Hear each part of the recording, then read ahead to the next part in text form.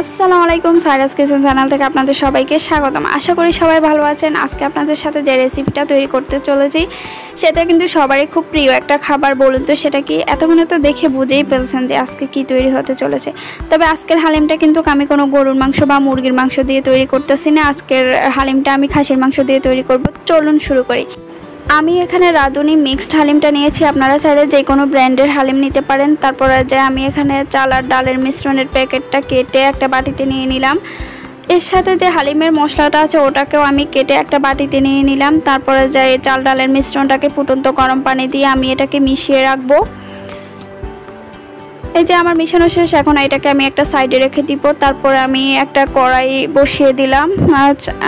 তারপরে কড়াইতে তেল দিয়ে দিলাম। তেলটা গরম হওয়ার পর আমি কিছু পেঁয়াজ দিয়ে দিলাম, কারণ আমি এখানে প্রথমে কিছুটা পেঁয়াজ বেরেস্তা করে রাখবো।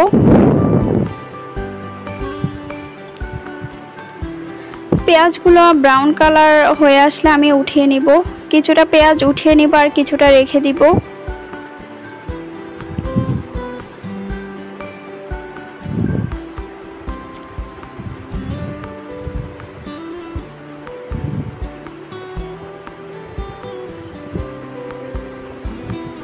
এই যে আমার পেঁয়াজটা কিন্তু একদম হয়ে গেছে, ব্রাউন কালার চলে আসছে। এখন আমি কিছুটা উঠিয়ে নিব।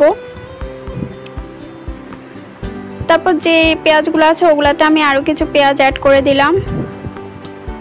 তারপর এখানে দিয়ে দিলাম তেজপাতা, লং, এলাচ।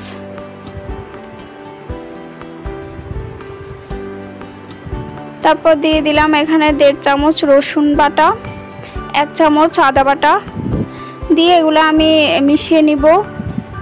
এখানে আমি অল্প পরিমাণের পানি দিব যাতে আদা রসুনের গন্ধটা না আসে।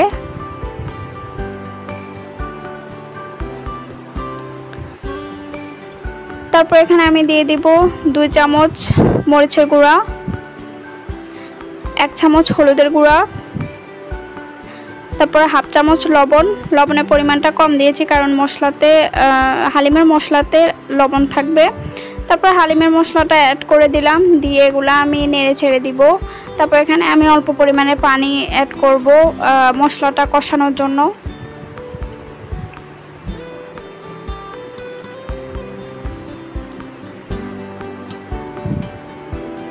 এই যে আমার মশলাটার উপরে কিন্তু তেল বেশি এসেছে, তো আমার মশলাটা কষানো শেষ। এখন আমি খাসির মাংসগুলো দিয়ে দিব। এখানে খাসির মাংসগুলা কিন্তু হাড়ের পরিমাণটাই বেশি মাংসর থেকে, সেজন্য আমার কিন্তু এগুলো ভালোভাবে সিদ্ধ করতে হবে। তা আমি প্রথমে মশলার মধ্যেই খাসির মাংসগুলাকে ভালোভাবে কষিয়ে নিব। এই যে আমার কিন্তু একদম ভালোভাবে কষানো শেষ। এখন আমি এগুলা সিদ্ধ হওয়ার জন্য পানি দিয়ে দিব। পানি দিয়ে আমি এগুলো কিন্তু ভালোভাবে সিদ্ধ করে নিব।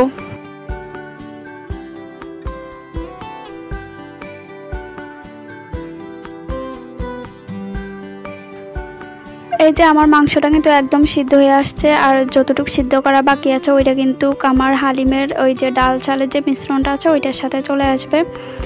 এ পর্যায়ে আমি ডাল চালের মিশ্রণটা দিয়ে দিব, যেটা আমি পানি দিয়ে মিশিয়ে রেখেছিলাম। এই যে ওইটা দিয়ে দিলাম। এখন আমি মাংসের সাথে এগুলো ভালোভাবে মিশিয়ে নিব। মিশিয়ে নেওয়ার পর এখন আমি পরিমাণ মতো এখানে পানি দিয়ে দিব।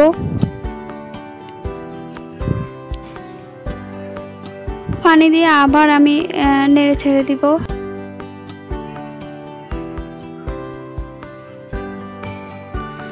এখন রান্না হওয়া পর্যন্ত অপেক্ষা করব। কিছুক্ষণ পরে পরে কিন্তু নেড়ে দিতে হবে যাতে পাতিলের নিচে লেগে না যায়।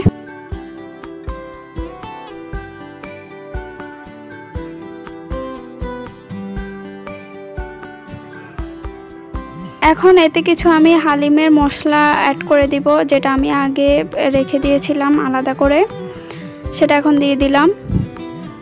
এই যে আমার রান্নাটা কিন্তু প্রায় হয়ে আসছে, কিছুক্ষণ পরে আমি উঠিয়ে নিব। এই পর্যায়ে আমি একটু ছেঁকে দেখলাম যে আমার একটু লবণের প্রয়োজন, সেজন্য আমি একটু লবণ দিয়ে দিলাম। এই যে আমার রান্নাটা কমপ্লিট, এখন আমি পরিবেশন করব। আর আমরা কিন্তু ঘরোয়া পদ্ধতিতে হালিম বানিয়ে খেতে কিন্তু সবাই খুব পছন্দ করি, কারণ বাইরের খাবার থেকে আমরা ঘরের বানানো খাবারে বেশি পছন্দ করে থাকি। আর হালিমটা কিন্তু খুবই দারুণ হয়েছে খেতে। আর আপনারা অবশ্যই ট্রাই করবেন। আর আমার ভিডিওটি কেমন হয়েছে অবশ্যই কমেন্টে জানাবেন। আর আমার ভিডিওটি ভালো লেগে থাকলে সবাই লাইক কমেন্ট সাবস্ক্রাইব করবেন। সবাই ভালো থাকবেন। আল্লাহ হাফেজ।